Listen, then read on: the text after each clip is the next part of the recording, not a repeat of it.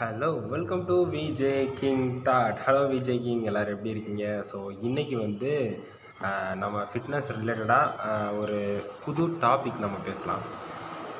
அதில் என்ன டாபிக் அப்படின்னு பார்த்தீங்கன்னா, compound lift exercise. So compound lift exercise அப்படின்னா, ஒன்றுக்கு மேற்பட்ட மசிலை வந்து நம்ம ஆக்டிவேஷன் பண்ணுற ஒரு எக்ஸசைஸ் பேர் தான் காம்பவுண்ட் லிஃப்டிங் எக்ஸசைஸ். அது என்னென்ன எக்ஸசைஸாக இருக்கும் அப்படின்னு பார்த்தீங்கன்னா, எக்ஸாம்பிளுக்கு வந்து dead lift. So dead lift பண்ணும்போது நீங்கள் நல்லா கவனிச்சிங்கன்னா தெரியும், நம்மளோட முட்டியை பெண்ட் பண்ணுவோம். அதே மாதிரி நம்மளோட பேக் போன் ஃபுல்லாக கீழே இறங்கும். நம்மளோட ஹிப்போட எலும்பும் அதே மாதிரி பெண்ட் ஆகும்.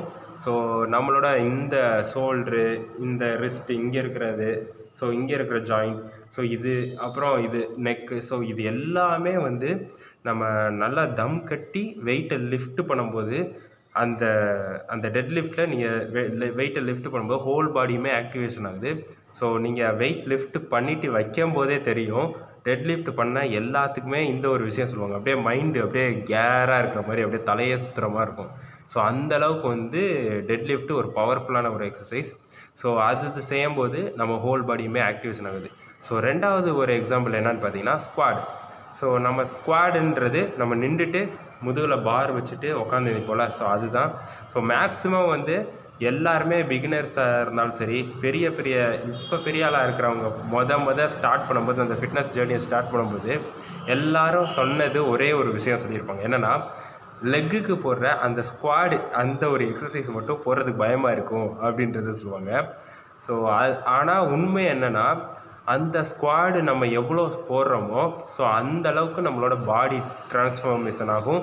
ஸோ அதே சமயம் டெஸ்டோஸ்டெரான் வந்து அதிகமாக பூஸ்டப் ஆகுன்றது சொல்லப்படுது. நம்ம ஸ்குவாடு பண்ணும்போது இதே மாதிரி ஒரு 2க்கும் மேற்பட்ட அதிகமான ஜாயின்ட்ஸ் எல்லாமே ஆக்டிவேஷன் ஆகும். ஏன்னா நம்ம முதுகில் வச்சுருப்போம், ஒன்று வந்து நம்ம ஹேண்டு இதை மடக்கி வச்சுருப்போம்.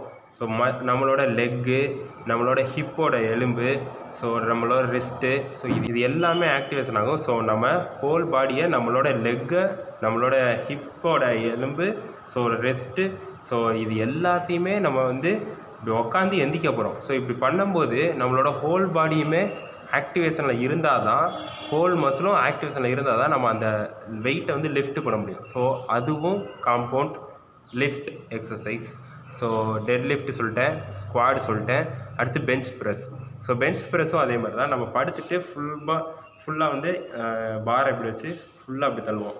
ஸோ இப்படி தள்ளும்போது நம்ம அதே மாதிரி இங்கே இருக்கிற பேக் சைடில் இருக்கிற மசில், அதே மாதிரி ட்ரைசப்ஸ் மசில், பைசப்ஸ் மசிலு, இங்கே chest, Appar chest, lower chest, இந்த மாதிரி நம்ம பண்ணும்போது இது எல்லாமே சேர்ந்து ஒட்டு மொத்தத்தில் ஒரே நேரத்தில் ஆக்டிவேஷன் ஆகுறதுனால இதுவும் ஒரு காம்பவுண்ட் எக்ஸசைஸ் தான். ஸோ இதுதான் வந்து காம்பவுண்ட் லிஃப்டிங் எக்ஸசைஸ்.